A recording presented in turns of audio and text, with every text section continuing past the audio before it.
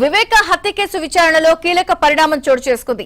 ఈ కేసులో ఎవరిని కస్టడీలోకి తీసుకుని ప్రశ్నించాలని అనుకుంటున్నారో కూడా చెబితే ఈ అంశాన్ని పరిగణలోకి తీసుకుంటామని సీబీఐకు సుప్రీం తెలిపింది.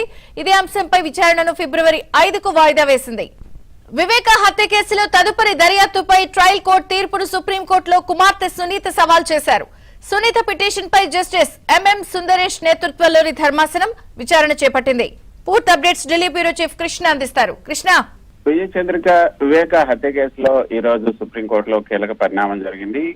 ఏదైతే జస్టిస్ ఎంఎం సుందరేష్ నేతృత్వంలోని ధర్మాసనం ఈ రోజు ఈ కేసుకు సంబంధించినటువంటి విచారణ జరుపుతున్న సందర్భంగా మొట్టమొదటిగా సునీత తరపున హాజరైనటువంటి senior counsel Siddharth Luthra supreme court ఆదేశాల మేరకే ఈ ధర్మాసనం చేసినటువంటి ఆదేశాల మేరకే ట్రయల్ కోర్టుకు వెళ్లడం జరిగింది. ట్రయల్ కోర్టులో ఈ తదుపరి దర్యాప్తు అవసరం అంటూ తాము చేసినటువంటి పిటిషన్ లో పేర్కొన్నటువంటి అంశాలను ఏటిని కూడా పరిగణలోకి తీసుకోలేదు. పిటిషన్ లో పేర్కొనని అంశాలు కూడా చాలా వాటిని పరిగణలోకి తీసుకొని పరిమితమైనటువంటి మేరకే పాక్షికంగా ఈ యొక్క దర్యాప్తుకు అనుమతించారు. అది న్యాయబద్ధం కాదు.